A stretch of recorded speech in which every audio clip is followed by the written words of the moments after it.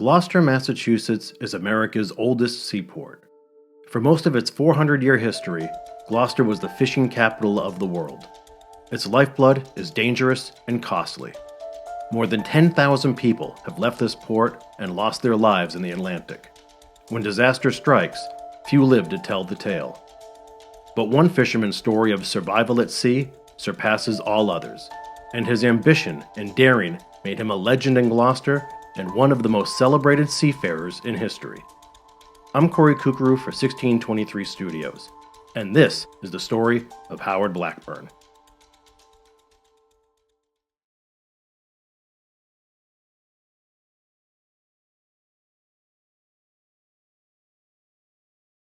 Howard Blackburn was born on February 17, 1859, in a small cottage in Port Medway, a booming lumber town on the southern coast of Nova Scotia. The Blackburns were a fishing family, and Howard's fascination with the sea was instilled at a young age. His rough-and-tumble father and grandfather both earned a living on the water. Howard spent his formative years swimming, sailing, and rowing the Medway River with his 7 siblings. He was exceptionally strong and independent for a child obsessed with becoming a man. It was obvious to the Blackburns that young Howard was going to forge his own path, whether they liked it or not. At age 10, he skipped school constantly to work at a sawmill. Howard's parents punished him over and over, but relented and let him live with a tradesman so he could earn $6 a month building cabinets. But woodworking bored Howard, so he fled the sawmill when he was 11, walked over 20 miles to the town of Bridgewater, and became a lumberjack. Before he was a teenager, Howard toiled with rugged outdoorsmen in an unforgiving part of the world. He developed a man's build. While on the job, he saw a depiction of Columbus landing in the West Indies, which further inspired him to sail the world. Further, because the Blackburns already boasted one world traveler, though Grandfather John's adventure was quite unintentional. A few winters before Howard's birth, John Blackburn and 2 crewmen planned a routine sail on his Pinky boat 80 miles northeast of Halifax to exchange goods for booze. They brought no navigational equipment. Hours after departure, a violent nor'easter blew them off course, setting them adrift for days. They maintained composure and followed the wind, pleasantly surprised with the unseasonably warm February weather.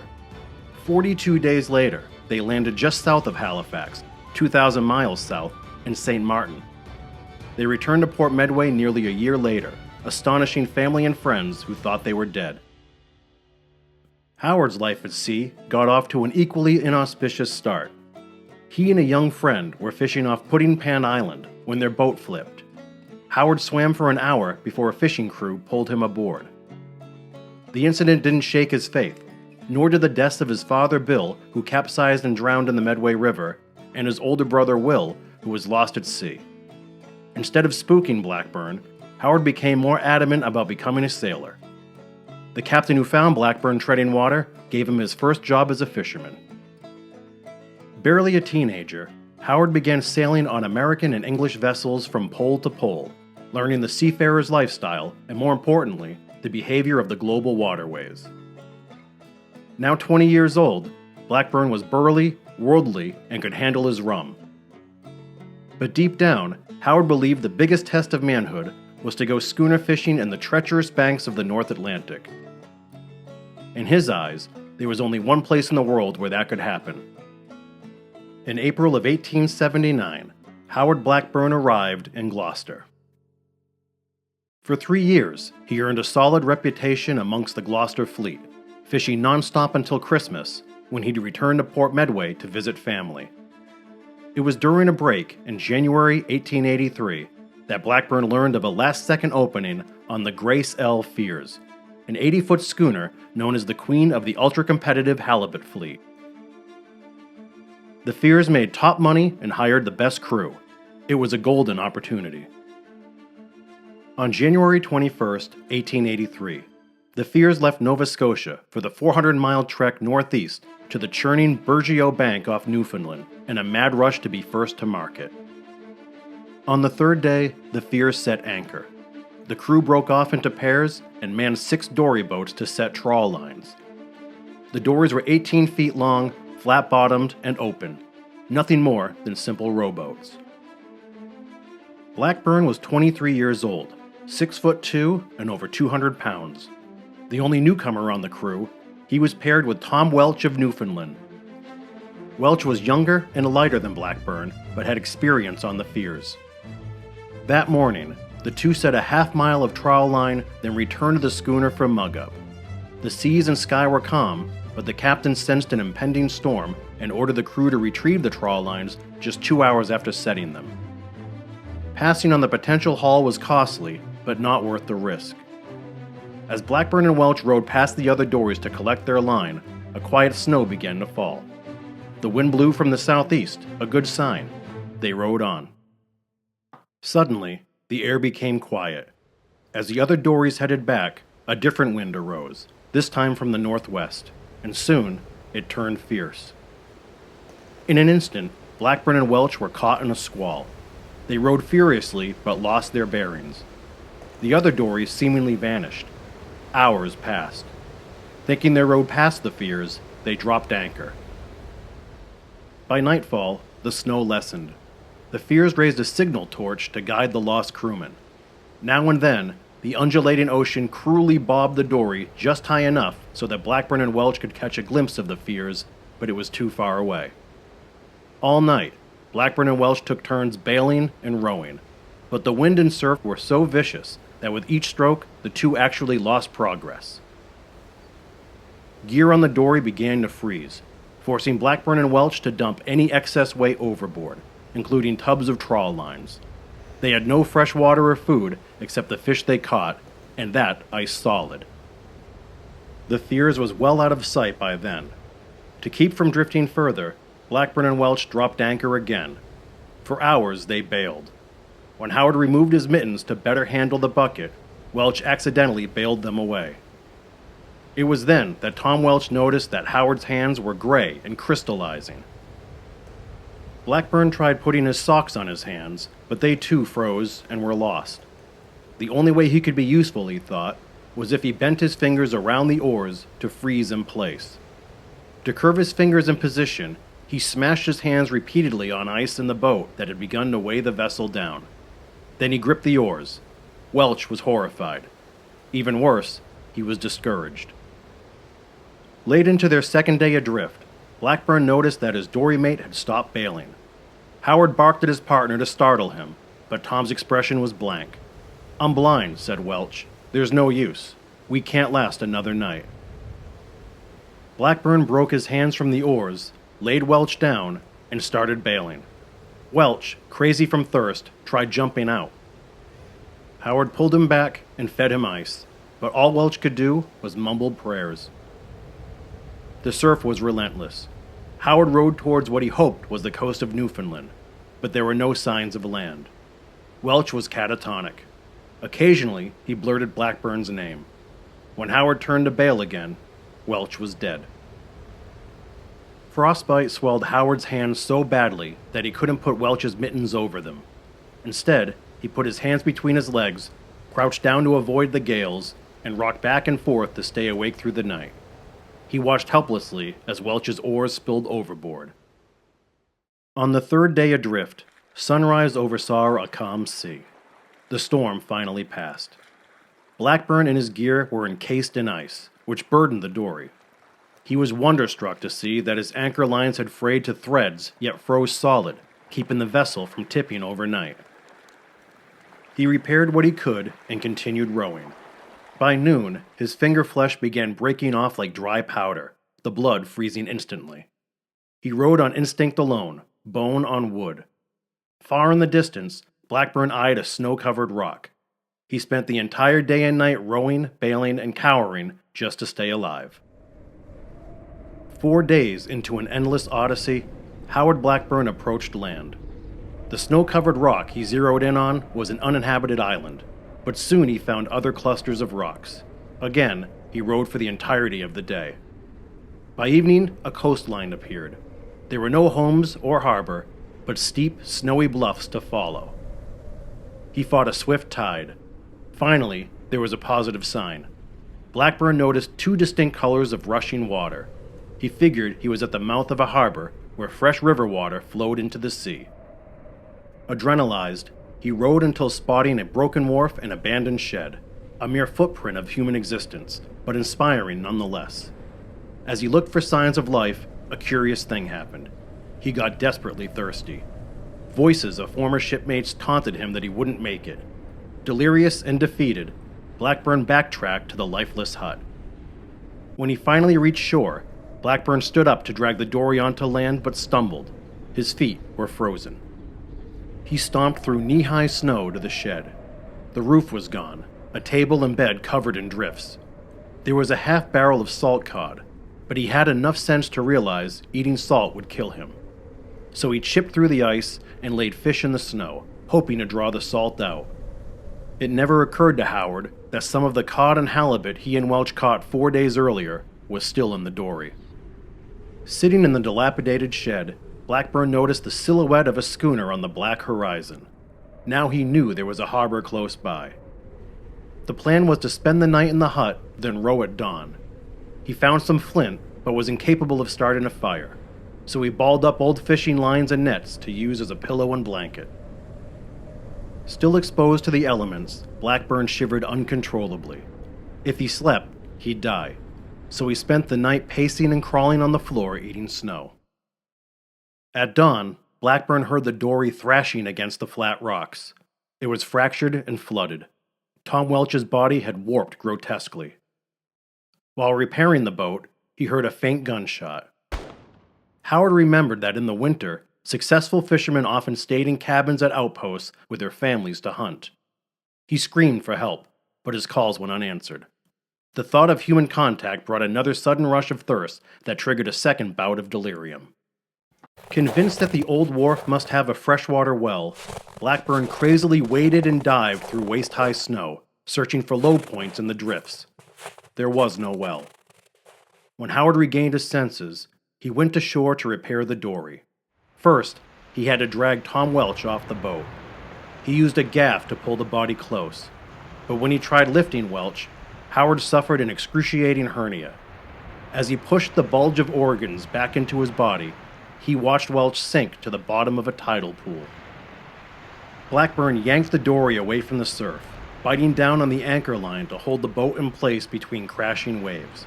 He drained it, filled the keg with snow, took one last look at Tom Welch's floating body, and pushed off to row. Hugging the coast, he sloshed through one featureless cove to the next. Then, a glimmer of hope. 2 schooners on the horizon. Blackburn made an immediate beeline and got close enough to see a man on deck, but the wind shifted and pushed him away before getting spotted. It was devastating, but Howard kept on. The leak worsened and the sea got choppy. Snow started to fall. Blackburn turned all the way back to the hut to regain whatever strength he had left. That night he rowed along the opposite side of the bank. Chunks of ice perilously floated by.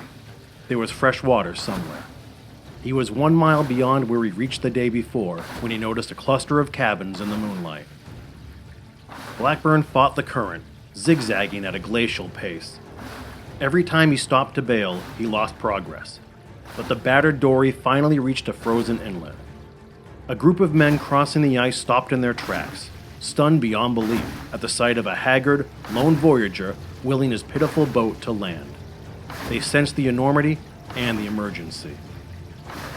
After 5 days and nights of hell in the North Atlantic, without food, without hope, without the use of his hands or feeling in his feet, Howard Blackburn was about to be saved.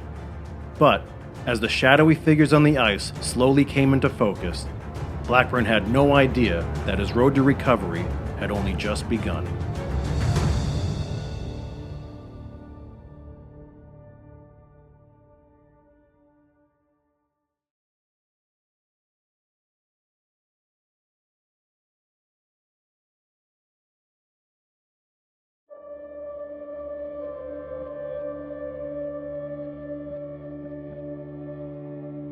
Howard Blackburn's exhausted dory, listing badly and filled with water, limped to a stop upon the ice. Too proud to acknowledge his condition, Blackburn announced through gritted teeth that he would turn back to retrieve his dory mate. the stunned men pulled Howard ashore and bailed the vessel. 3 of the men pushed off to find Tom Welch. They asked Blackburn where to row. At the house down the river, he told them, in the tidal pool. The rescuers hadn't realized that Welch was dead. More people arrived at the water's edge. They were all members of the Lishman family and occupied a handful of shabby log cabins at Little River, now known as Grey River, a remote fishing settlement on the south coast of Newfoundland. It was instantly apparent that the Lishmans were terribly poor. A dozen children hopped on their bare feet to keep warm. They were joined by a pack of scrawny dogs. Those tending to Howard gave him a sense of place. The island Howard ignored because he thought it was uninhabited, Ramia, actually had a village on its opposite side. The first mainland he had spotted was Gulch Cove. If Howard hadn't chased the 2 schooners in open water in hopes of being sighted, he would have reached Cape Lahoon, a prosperous town with its own physician. Not exactly what Blackburn wanted to hear. Frank Lishman was the patriarch. He and his wife took Howard into their home. The floor was frozen dirt, the walls caked with mud, and a fireplace jutted through the roof. The family tub was a flour barrel. The beds were pallets of straw. Howard wondered if the situation he was in was better than what he just endured. Seeing the frostbite, the Lishmans cut away Howard's clothes and gave him tea with spruce boughs to drink, fearing water would kill him. They also offered hard bread. It was the first Howard had eaten in 114 hours. Mrs. Lishman soaked Howard's hands and feet in a saltwater brine, then bandaged him with flour paste and cod liver oil. The pain was agonizing. It was another sleepless night. The next morning, Mrs. Lishman changed the bandages, applying a powder of crushed mussel shells over the wounds. Howard's fingers, still curved from being frozen to the oars, started falling off. Gangrene set in. Each day, Mrs. Lishman cut off the blackened flesh while her daughter covered Howard's head with an apron to spare him the sight. They did this routine for weeks on end before new skin started to form. Howard lost all of his fingers, half of both thumbs, and 1 heel. Helpless for months, Blackburn sometimes went crazy and tried crawling on all 4s through the scrub brush to escape, only to be found and returned. Meanwhile, the desolate village of Little River was on the verge of starvation. The Lishmans survived on cod, flour, cornmeal, and melted snow. With the river frozen, the Newfoundland government in Burgeo was unable to send provisions. With supplies running out, the dogs were used for stew. Horrified, Howard choked down the broth and made sure the children ate the meat. A small group left Little River to beg the closest town for help, but all they brought back was bread damaged by kerosene. A reverend in Burgeo telegraphed the American consulate at St. John's, relaying the story of Howard Blackburn and the condition of the villagers nursing him to health. 6 months of provisions were sent, caravaned from one lonely outpost to the next before finally reaching Little River. It was the first time many of the Lishmans tasted real sugar or fresh milk. They consumed everything in days. News of Howard Blackburn's ordeal was chronicled around the world. A seal hunting steamer called the Nimrod was temporarily stuck in ice near Little River. The 30-man crew knew Howard's story and set out for the village to meet the seemingly mythical figure. When they saw the immobilized hero and the state of poverty in which the Lishmans lived, they left their lunches, returned to the steamer, and brought more provisions. It was the Lishman children who haunted Howard's mind. They couldn't read, so Blackburn did his best by reciting childhood stories or reading from the one book in the cabin, a ragged family Bible. Another month of monotony and pain passed. Spring arrived, and the ice began to break. The ground softened enough so Tom Welch could be buried in a simple grave in Burgeo. Howard was desperate to leave, even though he had no use of his hands or feet. It was April 22, 1883, when Blackburn insisted on going to Burgeo to begin the long process of returning to Gloucester. It had been 85 days since he landed at Little River. Despite their protestations, the Lishmans obliged. They carried Howard to a small dory so volunteers could row him away. He couldn't help but notice that of the 16 dogs who greeted him when he landed 3 months before, only one was left. As the Lishmans bid Howard farewell, Mrs. Lishman presented him with a small wooden box. Inside were all of his amputated fingers and toes. It was their tradition, she explained, that a person be buried with all of their body parts. Upon reaching Burgeo, Howard was taken to Tom Welch's grave. He left the wooden box with him. Blackburn stayed in a couple of homes for another month before a steamer took him 100 miles to St. Pierre, a small poor island off the Newfoundland coast controlled by the French. He started limping around without help. From there he took another steamer to Halifax and then to Boston, 133 days after the Grace L. Fears sailed to catch halibut. When Howard arrived at the train depot in Gloucester just before the start of summer, he was hailed a hero. Mobs of people cornered Howard wherever he went. The curious wanted to see him, and fishermen wanted to hear every detail. Blackburn was all too eager to share. He didn't have to pay for a drink or a meal anywhere. But Howard's disability brought him to a troubling crossroads. How could a fisherman survive without fingers or functioning feet? Yes, he was where he wanted to be, in the heart of the world's fishing industry. But how would he get by? The people of Gloucester stepped up. A candid interview with a local paper led to a campaign that raised $500 for Howard. He also got an $86 share from the Grace L. Fears, but only for the time he spent fishing before he disappeared. On October 16, 1883, Blackburn used the money to open a cigar and tobacco store on Main Street. On the same day, he became a naturalized citizen. Blackburn's shop featured 3 illustrations and a booklet of his ill-fated trip. Copies were available for purchase. Howard worked from open to close, 7 days a week, and it took a physical toll. The pain in his feet was so bad that he had his remaining toes amputated by Dr. Everett Garland, whose grandson Joe wrote the definitive novel of Blackburn's life, Lone Voyager, from which our story is based. There was only so much cash and cigars, so Howard hoped to turn Blackburn's into a true tavern, with liquor and salty food. But alcohol was a contentious topic.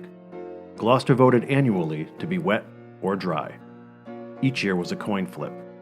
When Gloucester went wet, Blackburn's prospered. When dry, Howard hid booze in back rooms and behind trap doors. This led to the occasional fine. It was worth it. At Christmas time in 1885, Howard, feeling deeply indebted to the people of Gloucester, donated $500 to fishermen's widows and fatherless children, a full repayment of the charity he received. Fishing was the most hazardous occupation in the world, and in the year of Howard's miraculous survival alone, Gloucester lost 17 vessels and 209 men to the sea. After a short courtship, Blackburn, becoming bigger than life by the day, married a quiet dressmaker, Teresa Lally. They lived a few doors down from the business and had a child, Howard Jr. Then tragedy struck again. At only 6 weeks of age, Jr. caught a cold. Howard and Teresa's visiting nurse accidentally overmedicated the baby, who died. Teresa never told her hothead husband the truth, and he held the baby's death against her. A subsequent surgery for Teresa prevented her from ever having another child. By now, Howard's bank account matched his appetite for life. He bought the property around his store, which at that time sat upon Gloucester's inner harbor before the waterfront was industrialized. He hobnobbed with the likes of heavyweight prizefighter John L. Sullivan. He was also incredibly charitable.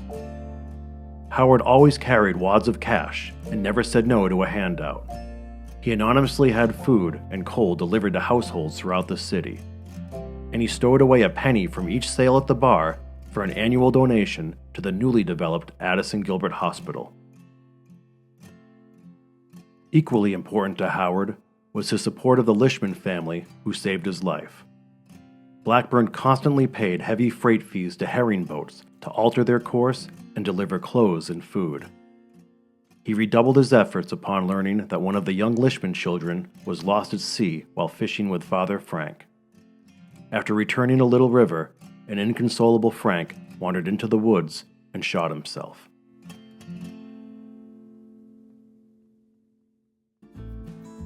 When Gloucester voted dry at the end of 1895, Howard rented his tavern to a friend and traveled west, partly for adventure and partly to seek relief from his crippling arthritis. At one point, he ended up on a dude ranch in Hot Springs, Arkansas. During this time, he dreamt of further exploring the country, but he also caught wind about a not-too-distant phenomenon that was gripping the nation again: gold. Men, simple men of modest means, were making unthinkable fortunes in the great Northwest, just as they had in San Francisco a few decades before. Newspaper headlines around the world glorified tale after tale of treasure hunters striking it rich. Howard's eyes grew wide. The enterprising Blackburn figured that with his acumen, fortitude, business sense, and experience, he could lead a successful expedition to the land of riches. When Howard returned to Gloucester, he put a plan in place.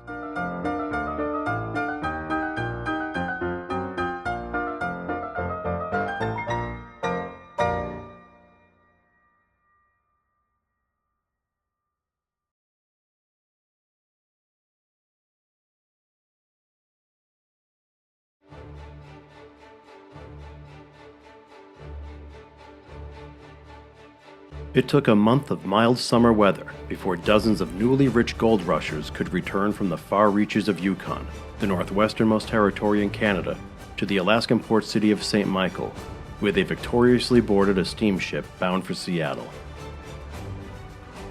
It was July of 1897 when a bevy of successful prospectors disembarked the Portland before thousands of onlookers, cautiously lumbering through the crowd, protecting millions of dollars in gold. They used everything they had: coffee pots, blankets, boots, to hold their fortunes against their bodies. It was the biggest strike since 1849. The dream was real. Before newspapers reached the stands, wishful treasure hunters around the world prepared to join the Klondike Gold Rush. Expeditions formed rapidly in New England and around the world. Howard caught the fever too. He lost himself in accounts of expeditions failed and triumphant. He bent the ears of Gloucestermen who followed the gold rush in '49.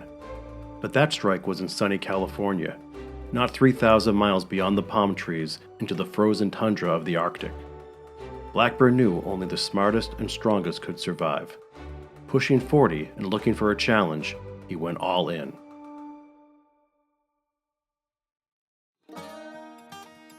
Every inch of the trip had to be reckoned with.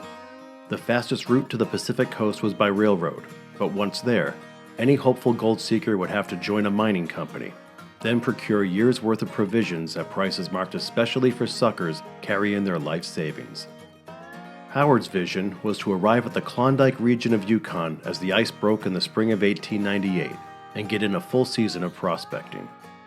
He'd buy a schooner and stuff her with supplies, including the parts to build a small steamer to navigate the Yukon River. To get there in time, the Blackburn expedition would sail 12,500 miles around Cape Horn to San Francisco. Once in California, Howard would restock the schooner with 3 years of provisions, take on a few paying passengers, and voyage 3,000 miles further to St. Michael. Then, sell the schooner, build mining structures, construct the steamer, and traverse 1,700 miles upriver to the Klondike, if it was passable. Along the way, the crew could row dories through the thawing lower tributaries to pan for gold. Howard was convinced they'd hit pay dirt. Within a week of the Portland's arrival in Seattle, Howard created the Gloucester Mining Company, drafted a contract for a 20-man crew, and shopped for a schooner. He had no problem finding financiers to foot the $3,000 bill.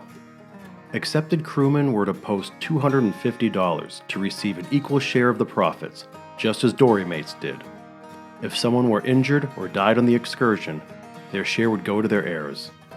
They'd load the schooner with coal or anything else that might sell in San Francisco to fund the rest of the journey. Everything could be in place by mid-November. "I've been many degrees further north than the goldfields," a confident Howard told the Gloucester Times. "When I was in Greenland, The summers were very mild, although there was snow atop the mountains. The story of Blackburn's plan traveled the country. He interviewed hundreds of applicants. A crew was in place within 2 weeks. Another dozen men planned to travel by land and meet the Blackburn party in California. Howard built a flat-bottom steamer at Vincent's Cove, capable of carrying 35 tons. It measured 50 feet long, 16 feet wide, and less than 6 feet deep. He dubbed it Eclipse. He bought a schooner in Boston, the Hattie I. Phillips, and kept it at Chisholm's Wharf. Built in Essex in 1885, the Hattie Phillips was 96 tons and 110 feet long, longer and larger than the Grace L. Fears.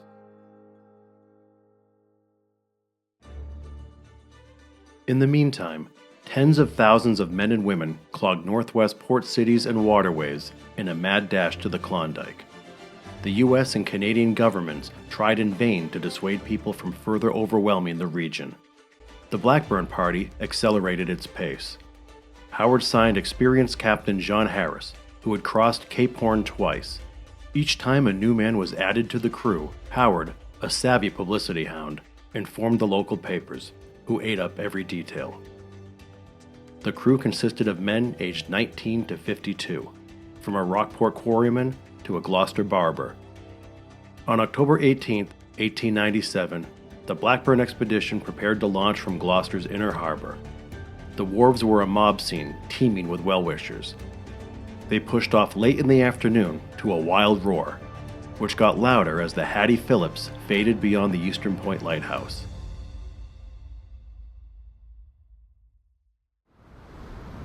The first few days were smooth sailing, until they hit a hurricane at the height of the season off the mid-Atlantic seaboard.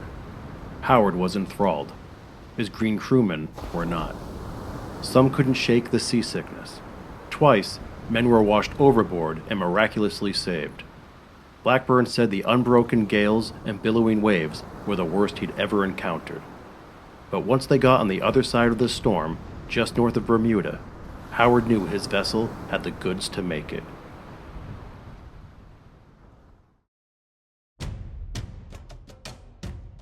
One month after leaving Gloucester, they crossed the equator outside Brazil. Another month passed before they made landfall at the entrance to the Strait of Magellan for much-needed rest and repairs. From there, they navigated to Punta Arenas, Chile, at that time the world's southernmost city, and sold most of their coal at an agreeable price.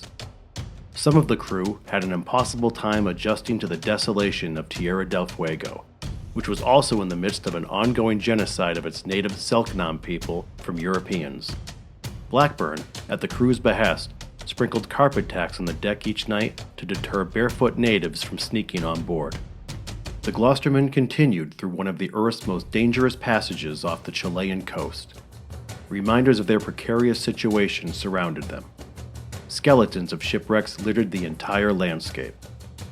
But the Blackburn expedition caught a break. Seas and weather were relatively calm, enabling the men to hunt birds on shore during daylight and sail easily through the night. On New Year's Day in 1898, the Hattie Phillips exited the Strait of Magellan into the Pacific. For all of January, they dealt with brutal equatorial heat. At one point, they dodged a field of waterspouts. Luck was on their side. In late February, they spotted the California coast and were awed by the number of vessels racing to land. When they anchored, men on the dock shouted that the USS Maine was sunk in Havana Harbor, and war with Spain was imminent. Howard's youngest crewman, Fred Head, also learned that his father was lost at George's Bank during the very hurricane they endured upon departing Gloucester. Incredibly, the Hattie Phillips made the voyage in only 4 months. But leaving their lives behind and sailing to San Francisco proved to be the easiest part of the Blackburn expedition. The Yukon River was frozen solid. Arriving prospectors, or sourdoughs as they were called, couldn't get in to stake claims, and those who had reached the goldfields months earlier couldn't get out. Dawson, a tiny First Nations camp, was the center of the rush. In just 2 years, its population mushroomed from 500 to nearly 30,000.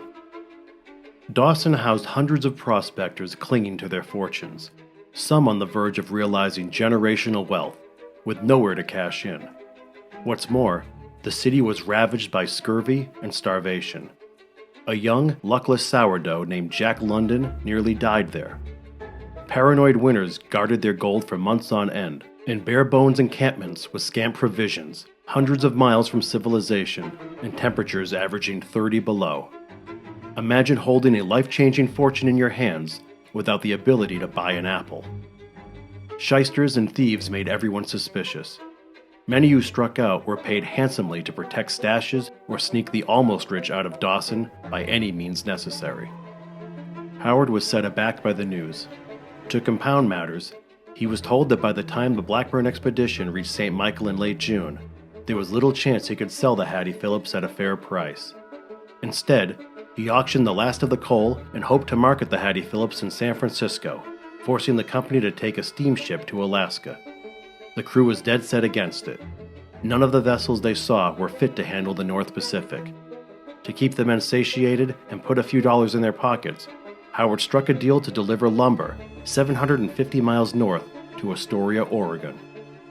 The trip was bumpy, but when the famous Fisherman landed, grateful locals did all they could to convince Blackburn to stay and manage the booming salmon trade. They begged Howard to turn Astoria into the Gloucester of the West. Fish were practically jumping on shore, they said. Creating a lucrative fishery was a sure bet. Why risk death and pray for gold? But the men of the Hattie Phillips could not be swayed. They returned to San Francisco to restore the ship and wait for the Yukon River to thaw.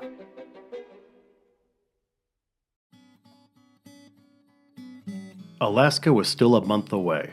With frayed nerves and endless downtime, the company bickered to the brink of mutiny. For funds, Blackburn again proposed to sell the Hattie Phillips and add additional crew, but no one could agree on the vessel's value or the price for newcomers to buy in.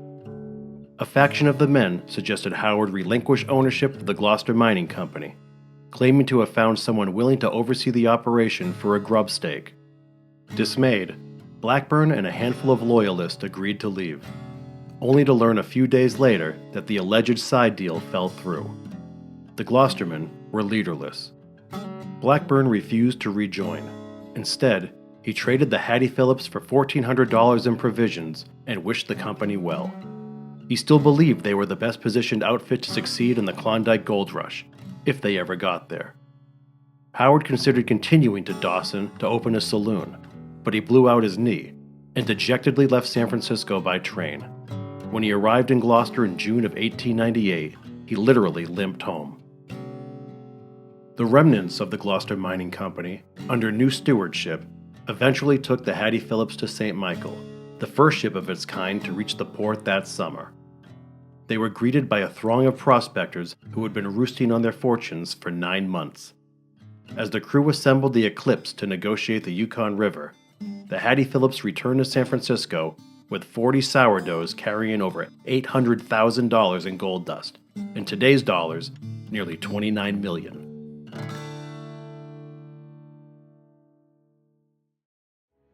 The Gloucestermen got about 1,000 miles from Dawson when they realized they wouldn't make it before the freeze.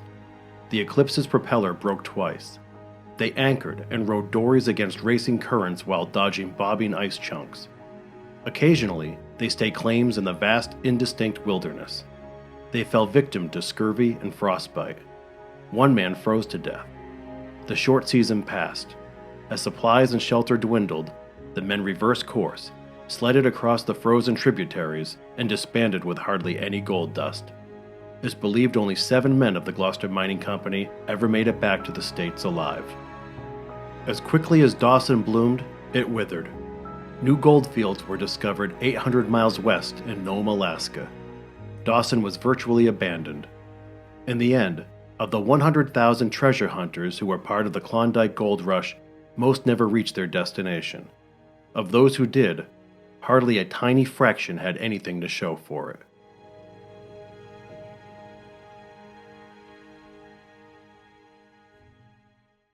Still stinging, Howard was on crutches for 8 months, which gave him much time to ruminate on the failed expedition. He drew 2 conclusions. He must return to the sea, and from now on, he'd rely on himself and only himself. Blackburn believed it was his destiny to sail across the North Atlantic on his own terms with the very hands that were mangled by the sea. Wizened but wiser, arthritic but able, Howard spread out a map of the world and stuck a pushpin in the cathedral city of Gloucester, England, the ancient namesake to the greatest fishing port in the world. Howard Blackburn, the lone voyager, was going to sail over 3,000 miles in a boat barely larger than the dory he wheeled through Burgeo Bank 15 winters before, to settle a score with what nearly killed him, or to die trying.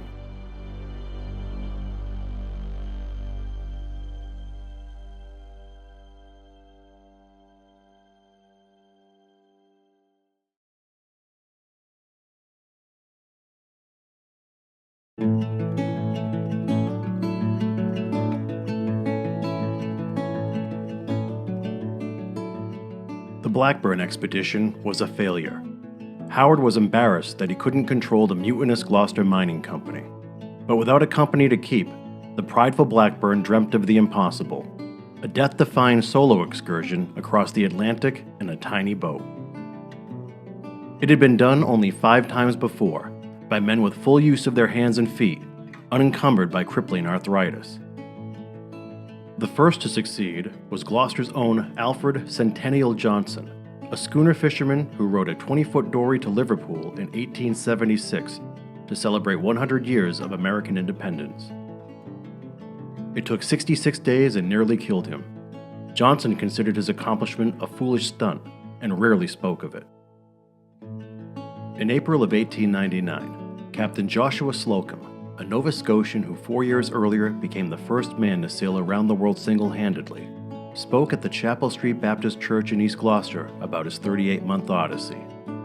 Blackburn most likely was there, and murmurs within the community began to crescendo that their famous sailor may return to sea. Howard admitted to having a vessel built, but nothing more. It was business as usual at Blackburn Tavern that spring.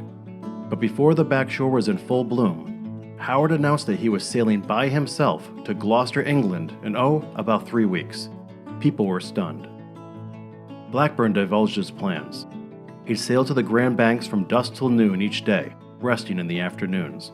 From Grand Banks to the Irish Channel, he'd sail from dawn till dusk and sleep through the nights, weather permitting. He figured the Gloucester to Gloucester trip may take 50 days. Then, sail to ports in France and the Mediterranean before taking a steamer home. The news traveled the world.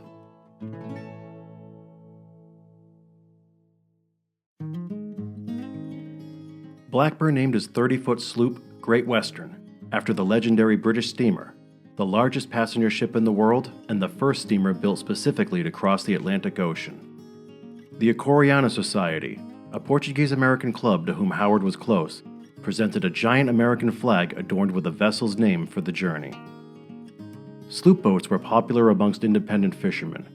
Less attractive, yet less expensive than schooners, sloops held only 3 or 4 bodies, but were made for durability. Crews were able to haul their catches faster and return to the markets while prices were high.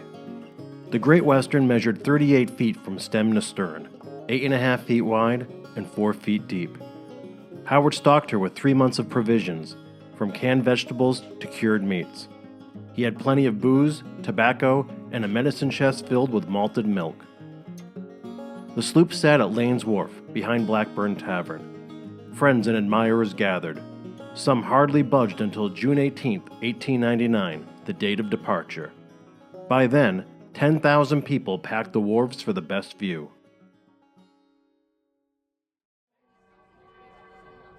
It was a gorgeous day with a familiar sea breeze. As church bells rang, Howard, cigar nestled in his thumb, walked from Main Street to the water. The crowd cheered and chanted, giving Blackburn room to wade through and climb aboard alongside a handful of pals. An old shipmate from the Greycell Fears, which sadly sank off the Newfoundland coast 18 months before, let go of the bowline. The Great Western trudged past 5 Pound Island through hundreds of crafts. Roars, gun blasts, and horns echoed throughout Gloucester. Howard waved his captain's cap. It took 2 hours to parade from the dock to Eastern Point. The rooting flotilla returned to shore. The Eastern Point Lighthouse clanged its fog bell and whistle. Howard let the last of his friends disembark at the East Gloucester Yacht Club, positioned the bow to the east, and disappeared off Cape Ann.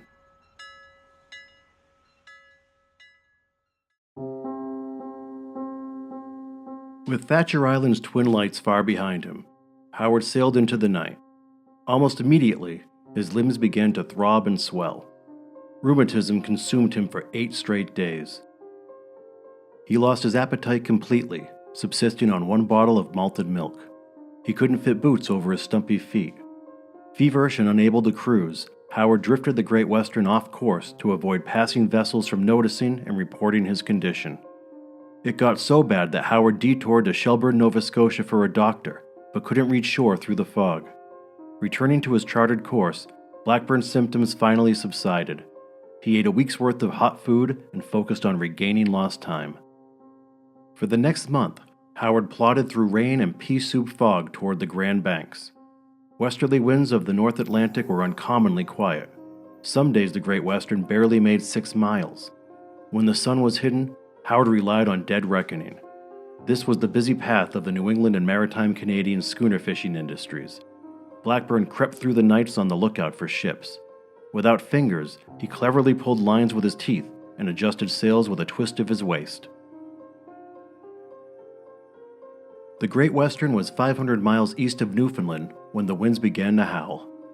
Howard had to take advantage.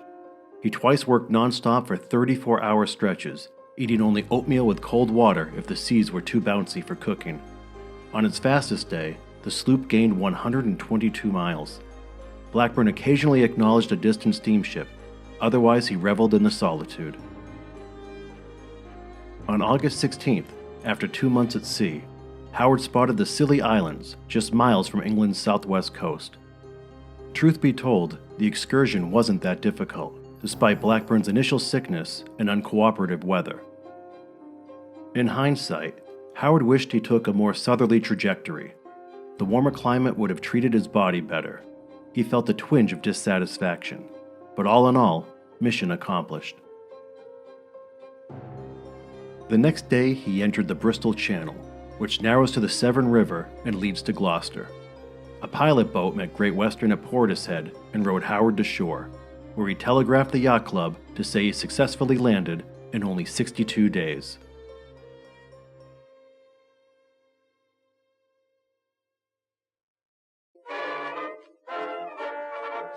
Delighted Englishmen surrounded the burly, sun-kissed Blackburn, who gave newspapermen a predictably colorful account of his journey, as well as an explanation of his missing fingers.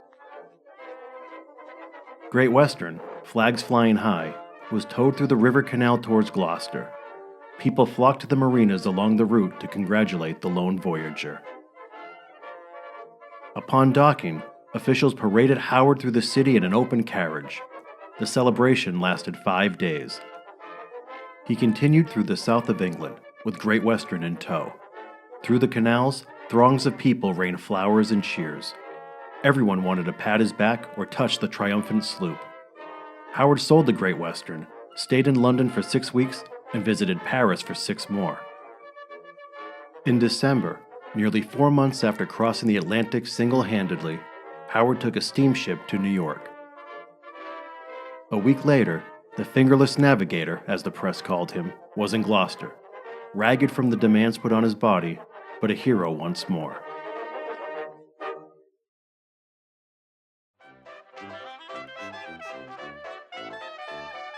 In the age of temperance, saloon keeping required lots of housekeeping. Blackburn spent a fair amount of time in court, fighting fines and lawsuits, or lobbying against forced closures of his highly prosperous tavern. He stayed in the good graces of elected officials and police officers. He maintained a sterling reputation by constantly serving Gloucester's poor families with donations of food and fuel. At the turn of the new century, Howard transformed Blackburn Tavern from wood to brick. Electric lights emblazoned his name above the front door. It was adorned with pictures and mementos depicting his life at sea, and the bar stools were always filled.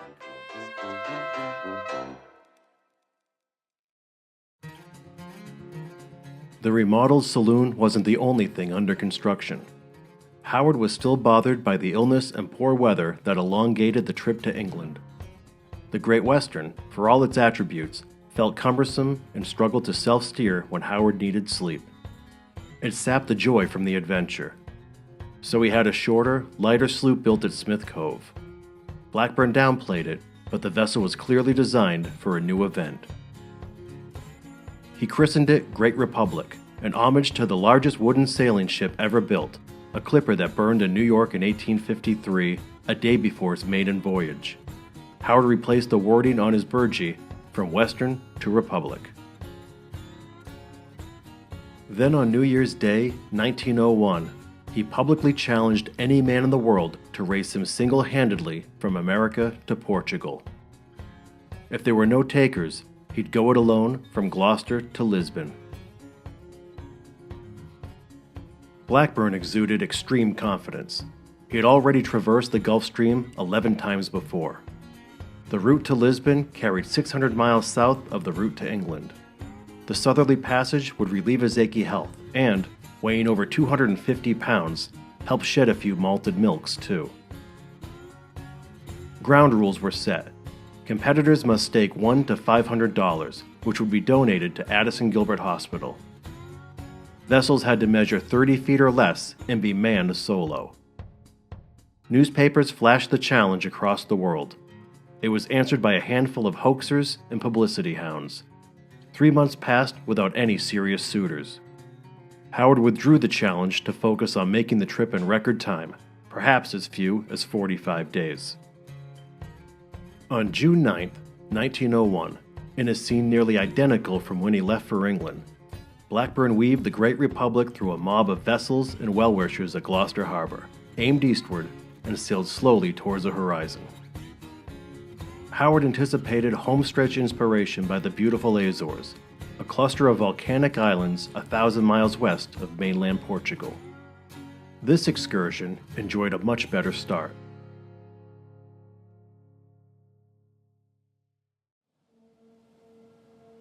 Blackburn kept a journal to document a bevy of passing vessels and marine phenomena at George's Bank. There were eye-widening encounters with swarms of swordfish and lazing sunfish, real threats to a small sloop. He swore at one point that he tried to lasso a baby sea serpent. There was an equally eerie experience when he quietly approached an anchored schooner in the dark of night. This gave Howard flashbacks to his nights hopelessly adrift with Tom Welsh. Then, a stroke of luck. The wind arose and a giant square rigger screamed past the Great Republic. Blackburn was able to ride its wake and the perfect gale for 37 hours.